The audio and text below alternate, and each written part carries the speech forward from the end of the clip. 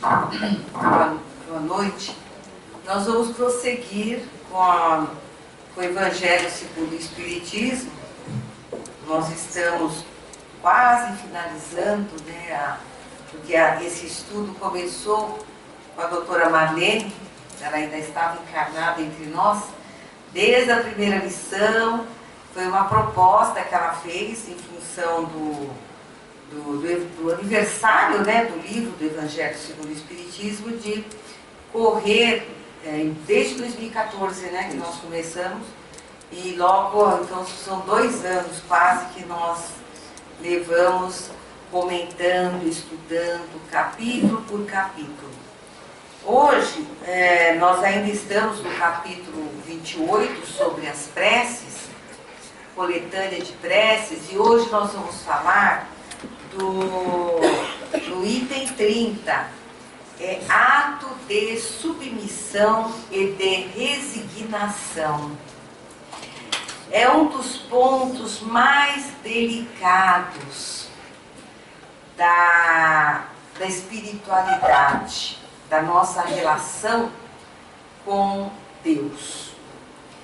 Porque nós nos dizemos religiosos, espiritualistas, nos importamos, né, de trabalharmos para sermos pessoas melhores, mas quando fala em submissão e resignação, a gente puxa o freio. Eu mesma conheço muitos companheiros, companheiras, porque nós frequentamos esta casa, já frequentamos por muito tempo a Federação Espírita do Estado de São Paulo, desde garota, e eu vi muitos chegarem, muitos saírem, muitos companheiros que chegaram e se entrosaram no trabalho, né, de reerguimento do espiritual, trabalho que nós estamos realizando e continuaremos por muitos e muitos anos, nesta e em outra vida, e que desistem. E alguns chegaram, né, a se perguntar: não, eu não aceito, sabe, estava indo tudo bem, mas essa questão do sofrimento, da dor, eu acho que o espírita faz muita apologia à dor e sofrimento. Eu ouvi algo assim por mais de 2, 3 vezes, com certeza, né?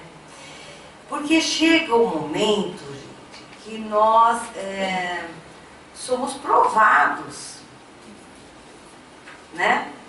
E quando se fala de nos submetermos, né, ou de nos resignarmos, aí é que está. Até que ponto nós compreendemos as razões pelas quais estamos neste mundo. O que nós estamos fazendo aqui? O que estamos fazendo aqui? Né? E nós, muitas vezes, queremos respostas fáceis, né? Muito fáceis, e quando nós somos colocados a vivenciar essas razões, nós não aceitamos com muita facilidade. Então vamos ver aqui o que nos diz a lição. Quando o motivo de aflição nos atinge, se lhe procurarmos a causa, acharemos frequentemente que é consequência de nossa imprudência, de nossa imprevidência ou de uma ação anterior. Nesse caso, não devemos atribuí-lo senão a nós mesmos. Se a causa de uma infelicidade, né, se por outro lado, a causa de uma infelicidade é independente da nossa participação, que seja da nossa participação, ela é uma prova para esta vida, ou a expiação de uma existência passada. E neste último caso, a natureza da expiação pode nos fazer conhecer a natureza da falta, porque somos sempre punidos naquilo em que pecamos. Então nós temos, né, as causas das aflições, as causas das nossas dores, dos nossos tormentos. Muitas vezes só nós sabemos que eles existem, né? Essas causas, se nós fizermos uma reflexão, elas podem estar nas escolhas que fazemos nesta vida. São consequências das nossas atitudes, da nossa maneira de pensar, né? Daquilo que nós acreditamos, né? E nós identificamos estas causas. Agora, quando nós olhamos para trás, fazemos uma análise e não encontramos, né, razão em nós, ou seja, não fomos nós que causamos, não fomos nós que contribuímos, pelo menos nesta vida a gente não encontra, certamente, ou é uma provação, ou é uma expiação. No caso da expiação, estamos expiando algo, né, que fizemos em outras vidas.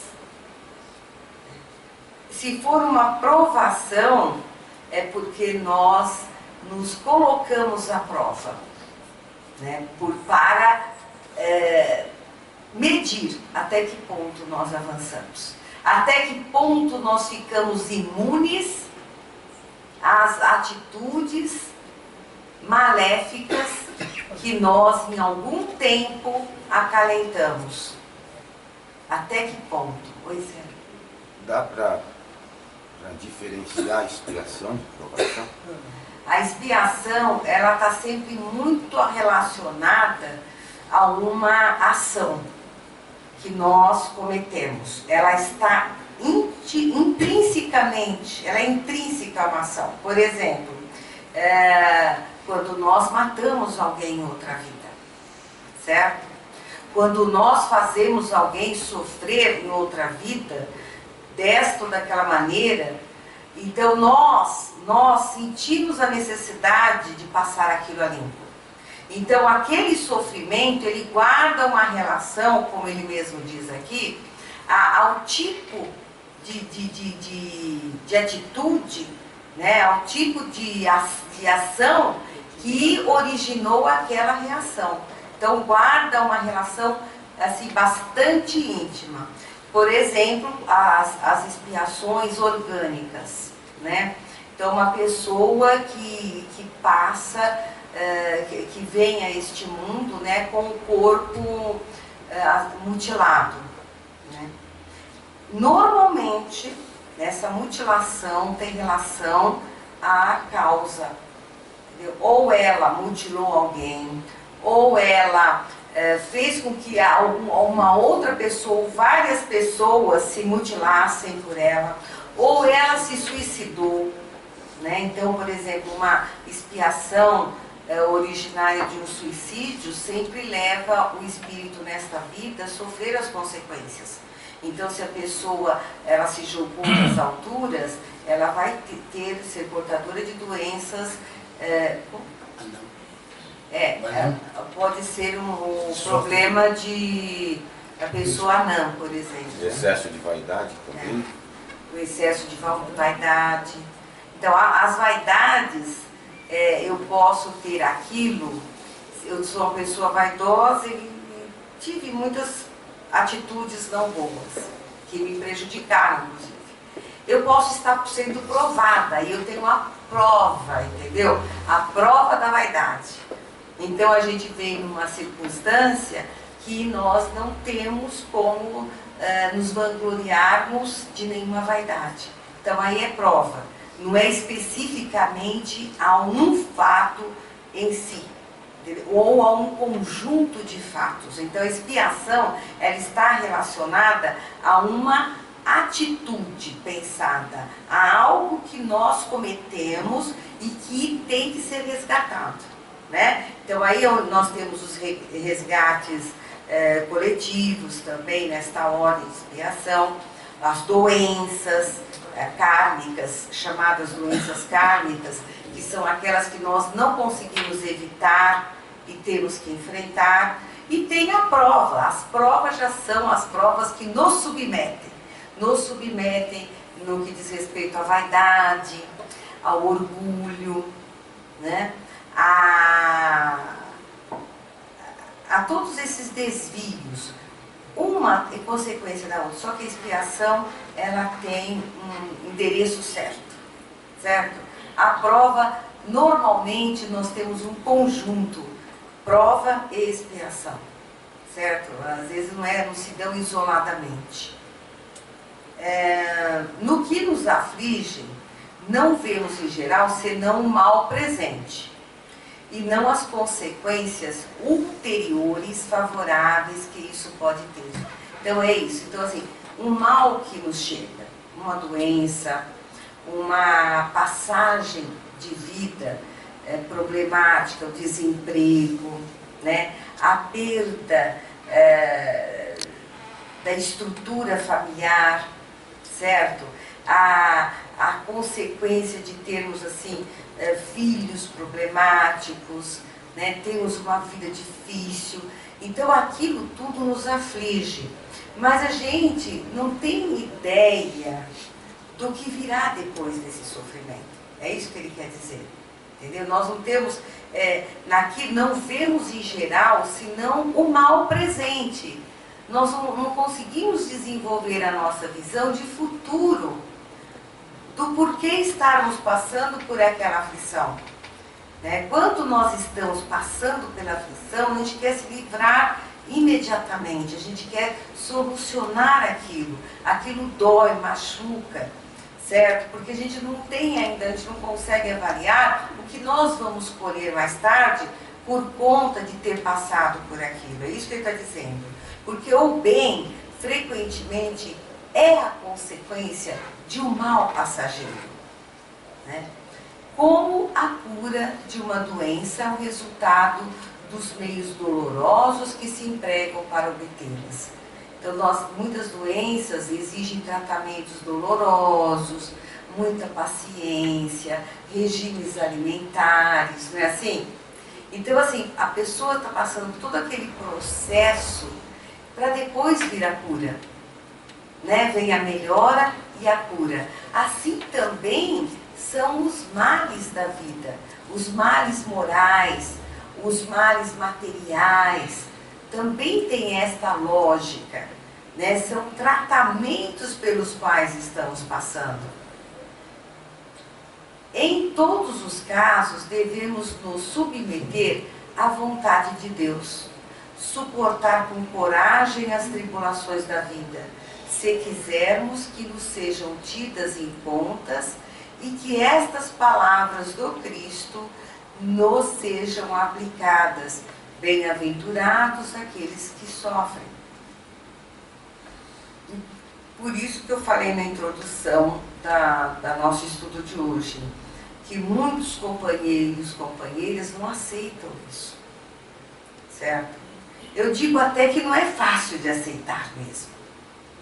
Independente de estarmos na doutrina espírita ou em qualquer outra religião, a gente, nós que temos o Cristo como modelo, e ele passou por muitas aflições, dores, provações, né? E ele é o nosso modelo, mas quando chega a nossa vez, o mais comum é nos rebelarmos.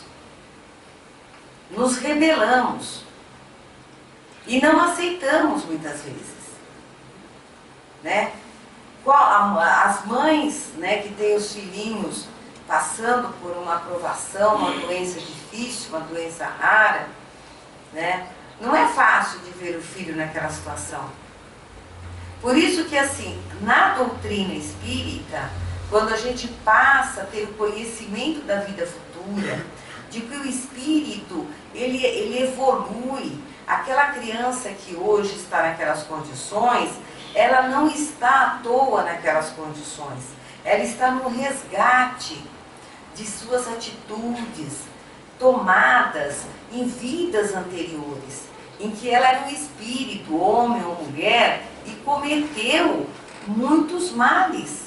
Ela se comprometeu espiritualmente e está passando por aquele momento, né?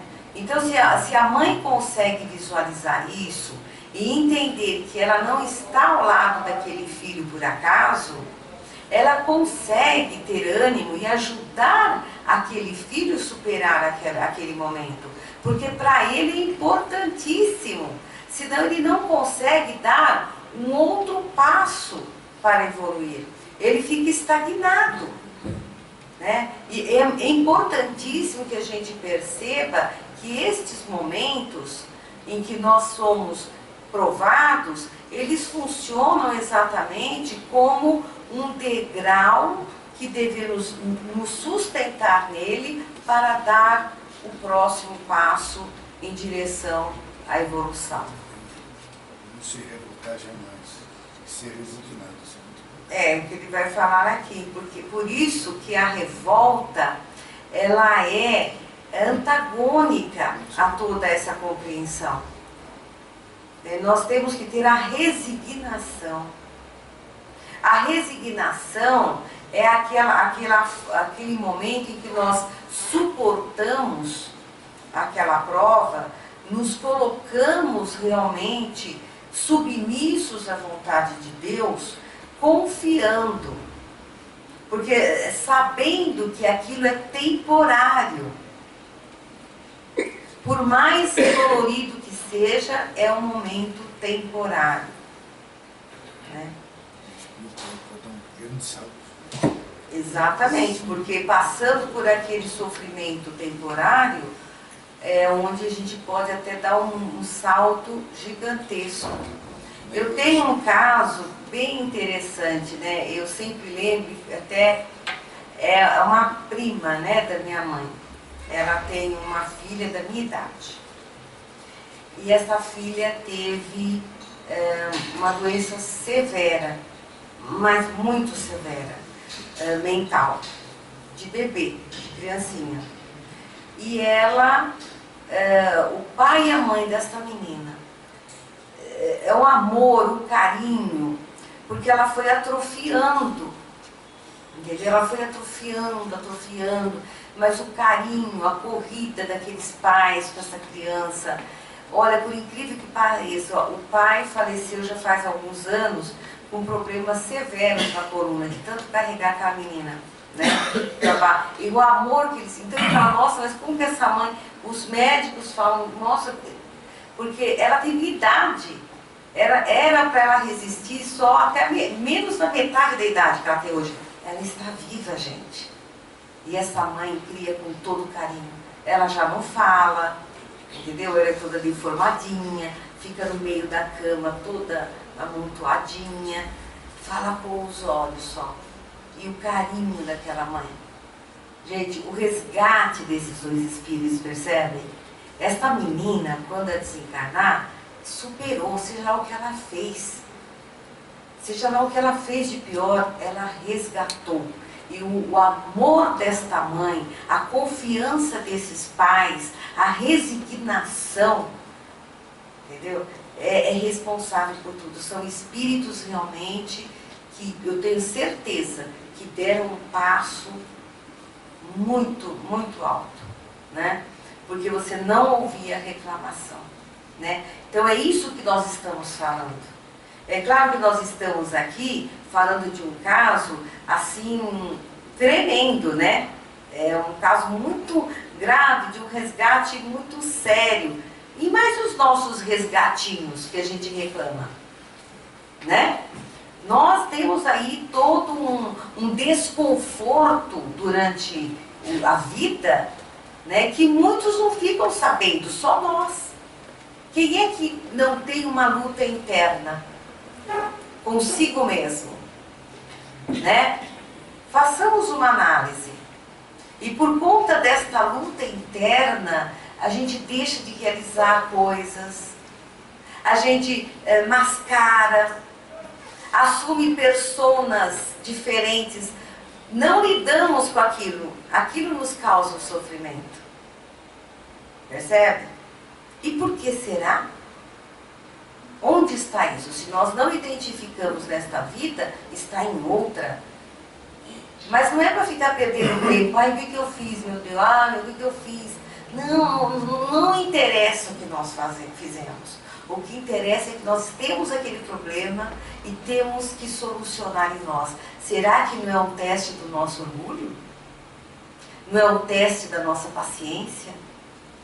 Né? Da nossa vaidade? Normalmente é. Esses traumas psicológicos que nós trazemos estão relacionados aos nossos desvios de personalidades. São provações que nós temos que enfrentar. Né? E aí, a prece. Como fazer uma prece? A sugestão que ele nos dá aqui, para que a gente realmente encontre aquela coragem, né, de nos submetermos à vontade de Deus. Então diz a prece: meu Deus, sois soberanamente justo. Todo sofrimento neste mundo deve ter, pois, sua causa e sua utilidade. Aceito o motivo de aflição que venho de experimentar como uma expiação das minhas faltas passadas e uma prova para o futuro. Bons espíritos que me protegeis, dai-me a força de suportá-los sem lamentação. Fazei com que seja para mim uma advertência salutar, que aumente a minha experiência, que combata em mim o orgulho, a ambição, a tola vaidade e o egoísmo. E que ele contribua assim para o meu adiantamento. Então, esta é uma prece de alguém que está se colocando frente a frente com Deus, resignado. Sabe que tem que enfrentar. Ele não está blasfemando. Porque eu, né? Porque logo eu. Não é assim? Tanta gente ruim, tanto bandido nesse mundo, veio acontecer isso comigo. Né? Então, não. Se está acontecendo comigo, eu tenho que acreditar que existe um motivo, existe uma razão. Nada que nos ocorre é à toa. Aí uma outra prece. Eu sinto, meu Deus, a necessidade de vos rogar, dar-me a força para suportar as provas que vos aprouve me enviar. Permitir que a luz se faça bastante viva em meu espírito, para que eu aprecie toda a extensão de um amor que me aflige por querer me salvar. Eu me submeto com resignação, ó meu Deus. Mas ai de mim, a criatura é tão fraca, ó meu Deus.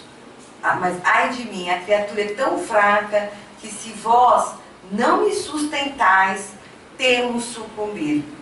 Não me abandoneis, Senhor, porque sem vós nada sou. Então este é o reconhecimento de que nós somos imperfeitos, não compreendemos a extensão da grandeza de Deus e nos colocamos, né, à disposição dele e pedir para que ele nos sustente na nossa fraqueza. E a outra prece é: elevei meu olhar para ti, ó Eterno, e me senti fortalecido. Tu és a minha força, não me abandones. Ó Deus, estou esmagado sob o peso das minhas iniquidades. Ajuda-me, tu conheces a fraqueza de minha carne e não desvia o teu olhar de sobre mim. Estou devorado por uma sede ardente. Fazei jorrar a fonte de água viva e me descendentarei. Que a minha boca não se abra senão para cantar teus louvores e não para murmurar aflições de minha vida. Sou fraco, Senhor, mas o teu amor me sustentará. Ó Eterno, só tu és grande. Só tu és o fim e o objetivo da minha vida. teu nome seja bendito. Se me feres, porque és o Senhor, e eu o servidor infiel. Curvarei minha fronte para sem me lamentar, porque tu és grande, só tu és a meta. Então, essa é a submissão total a Deus, né? Fazer uma prece desta natureza é se entregar a Deus Todo-Poderoso. Até que ponto vai a nossa humildade em fazermos uma prece neste nível? Né? Muitos de nós procuram, até por orgulho, disfarçar o nosso sofrimento, né? Então a gente disfarça, procura saídas. Que saídas são essas? Muitas dessas saídas estão nos vícios, né? Vício de comer, vício de beber, vício do sexo, vício de drogas, né? Então a gente procura o escape, mas dentro estamos sofrendo, né? Então nós temos que ter essa atenção. E assim nós vemos irmãos que se... E também não adianta, né, gente, a gente fazer a prece, dizer que se entrega ao Todo-Poderoso, sair daquela prece, a gente não consegue nem viver bem com o vizinho, né? A gente não consegue se relacionar com as pessoas. Nós temos que deixar de ser hipócritas, né? O esforço, ele é diário, né? O esforço tem que ser diário, né? Até que ponto nós estamos orando assim, porque estamos passando por um sofrimento mesmo, uma prova difícil, e a gente se entrega, a gente, né?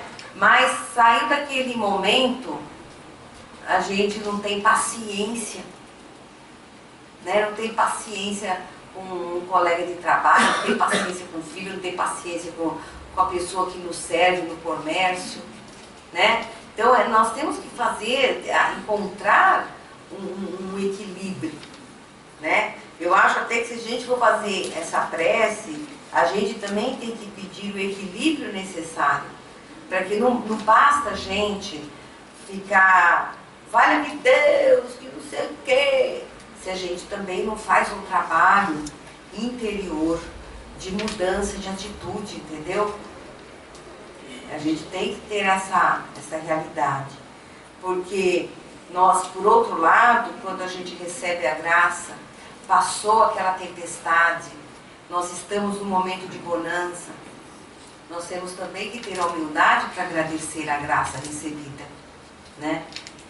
Esta graça recebida, ela não é apenas assim, ela não vem na forma de presente, embrulhada para presente. Essa graça recebida, a maior graça é a gente ter passado com coragem, né? A gente ter resolvido aquela questão com dignidade, né? Então, quando a gente recebe a graça pela inspiração, que vão nos inspirar as boas atitudes. E aí, ele também, aqui no prefácio, ele diz que tem os perigos, né? Então, assim, a gente também tem a preocupação, e nós estamos, assim, submetidos a uma série de intempéries e perigos, né? Então, quando a gente faz uma prece por um filho que chega tarde da faculdade, né, que a mãe está lá orando. Eu falo muito de filho, porque a gente é mãe, tem mania de ficar falando de filho, né?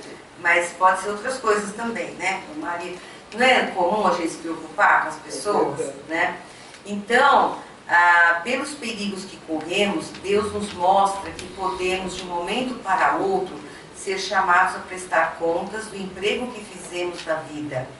Ele nos adverte assim, para nos concentrarmos e nos emendarmos. Às vezes tem alguns perigos que nos pegam de surpresa, né? Pela nossa invigilância, pela nossa imprudência, Então, nós temos que, quando a gente se vê livre de um perigo, né, a gente tem que ter essa consciência de que a gente nunca está só. Nossa, se a gente se livrou de um perigo, é porque ali esteve, né, presente o nosso espírito protetor, os espíritos amigos, nosso anjo guardião. Gente, a gente nunca está sozinho, né? Tem gente que se safa de um assalto e depois sai contando vantagem, né? Porque não, o cara quando me viu, eu peguei, entendeu? E não é bem assim, né? Então é humildade. Então na prece ele diz aqui: meu Deus, e vós, meu anjo guardião, eu vos agradeço pelo socorro que me enviastes, no perigo que me ameaçou. Que esse perigo seja para mim uma advertência e que ele me esclareça sobre faltas que puderam me atrair. Eu queria ter mais tempo para falar sobre isso, mas não vai dar. Palavras e pensamentos ao vento acabam atraindo para nós alguns perigos. Nós temos que tomar cuidado. Palavras e pensamentos ao vento. Olha a prece aqui, 1800, né, Itapeva-Fumaça. Aí ele vai falando aqui pra gente, ó, que esse perigo seja para mim uma advertência e que ele me esclareça sobre as faltas que puderam me atrair. O que eu andei fazendo? O que eu andei pensando? O que eu andei falando que me atraiu para aquele perigo? Compreendo, Senhor, que a minha vida está em vossas mãos e que podeis me retirar quando vos aprouver. Inspirai-me pelos bons espíritos que me assistem, um pensamento de empregar utilmente o tempo que me concedeis, ainda neste mundo. Então, assim, né, como é que eu tenho usado o meu tempo? O que eu tenho pensado, que eu tenho feito, que me gerou aquele... Me atrai, foi um imã. Passei por aquele perigo. Meu anjo guardião, sustentai-me na resolução que tomo de reparar os meus erros e de fazer todo o bem que estiver em meu poder, a fim de chegar menos carregado de imperfeições no mundo dos espíritos, quando aprouver a Deus me chamar. Então essa é a prece quando nós nos livramos do perigo, lembrando que mesmo os perigos, nós nos colocamos, mas essa mulher está estranha, falando que eu fui assaltar porque eu quis. Eu não sei. Não sei. Onde anda o nosso pensamento? Onde que anda? Tá? Nós temos que ter essa certeza. Nosso pensamento é energia, né? As nossas atitudes geram atitude no outro, que é também energia, aquilo é uma cadeia. Lei da atração. A lei da atração. Né? Então, a gente tem que ter essa consciência. E aqui, num simples interregno da prece, escrito em 1800 e pouco, ele já deixou claro que quem atrai o perigo,